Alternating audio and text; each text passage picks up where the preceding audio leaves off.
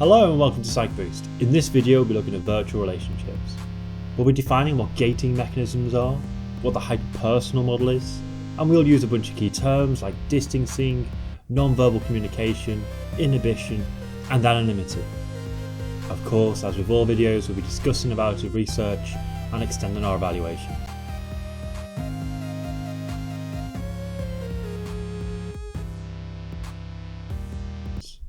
So it's helpful to start off by saying, what do we mean by virtual relationships? It's becoming more common to have relationships over social media. So as psychologists, what we might be interested in is, why do online relationships seem to disclose more? And also, why does intimacy seem stronger sooner in virtual relationships than often it does in real life? So one explanation is the absence of gating mechanisms. So when we talk about gating, gates are factors that in real life we tend to put up in order to limit our interactions with certain people. So these barriers could be the level of physical attractiveness of that person, any speech deficits that they have, the age group they belong to, or maybe even being from a different social or ethnic background. So you can imagine if you're sat on the bus, someone gets on and sits next to you. But let's say they smell a little bit, they talk with quite an aggressive sounding voice, and maybe they've got a bottle of gin in their hand. Chances are certain gates are going to go up to make you not want to interact with that person. Things that might have nothing to do at all with what they're actually saying to you. Now, of course, online, we can't put those gates up because we wouldn't see those factors of the individual.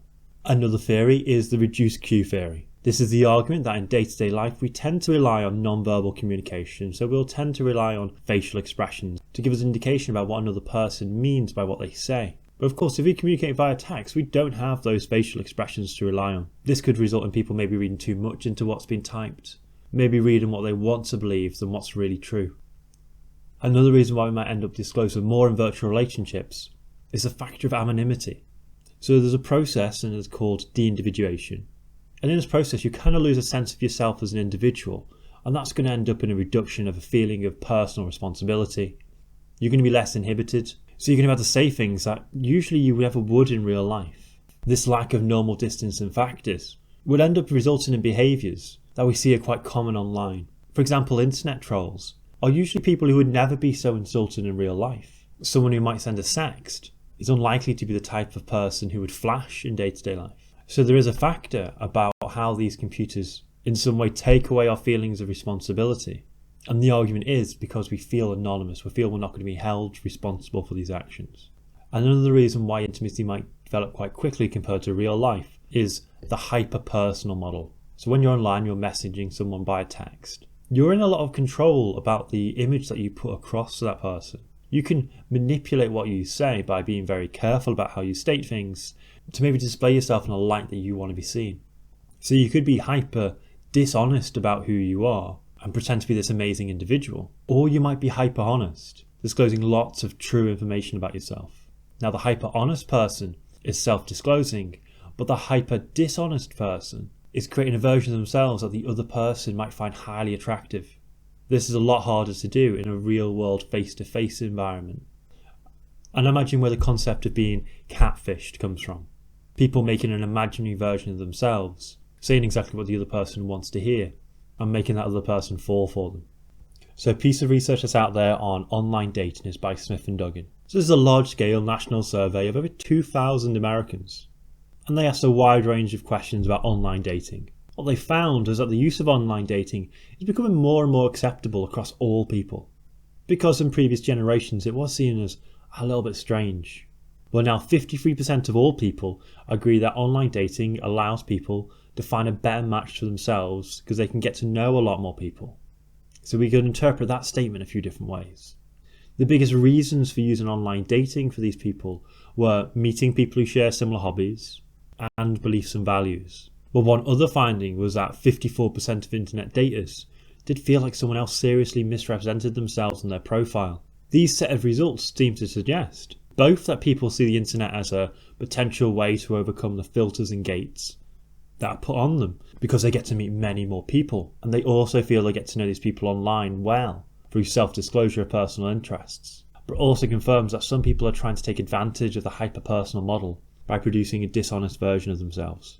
Other research on virtual relationships by McKenna and Braw showed that people who were in online relationships felt they could express themselves more And follow-up work showed that after 2 years, relationships that formed online, 70% of them were still going. And this compared to only 50% of relationships that start in the real world. So this piece of research might suggest that virtual relationships in some way might be more successful than real world relationships. Now there are a fair few evaluation extensions in this section.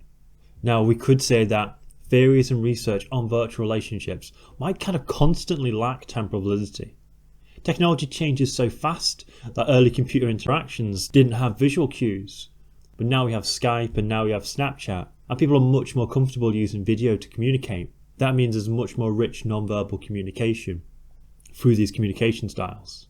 We've also taken a bit of a negative view of virtual relationships in this video, but actually it might allow many people to gain access to relationships who would usually be blocked to do so in real life because of other people's gating behaviour, and this reduces loneliness in these people. But we could also argue that an excessive dependence on these virtual relationships, they might lead to negative social consequences in the real world.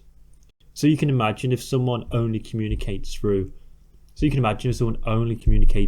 online gaming, their actual face-to-face communication might get worse because they don't get to practice reading non-verbal communication cues from other people, and they don't practice giving them themselves. We see virtual environments as the same, but actually they're not. It could be that on gaming sites there's more self-disclosure than dating sites, because if you contact someone on a dating site, there's an assumption you might meet up and meet them face to face. So you don't want to give too much away in that initial communication. We've also said that non-verbal communication is absent for virtual relationships, while there are other cues that we use in text communication, like sending emojis, and also the subtle hints we give about how long we spend between responding to someone's message. There do also seem to be some cultural differences in the effects of social interaction on relationships. So opposite to Westerners, Koreans are seen to show less trust when there's more disclosure in virtual relationships. So maybe these theories of virtual relationships have got some cultural bias in them. I really hope you found this video useful in studying psychology. 3 things help this channel grow a lot: likes, comments and subscriptions. Thank you so much if you've done any of those things for this video.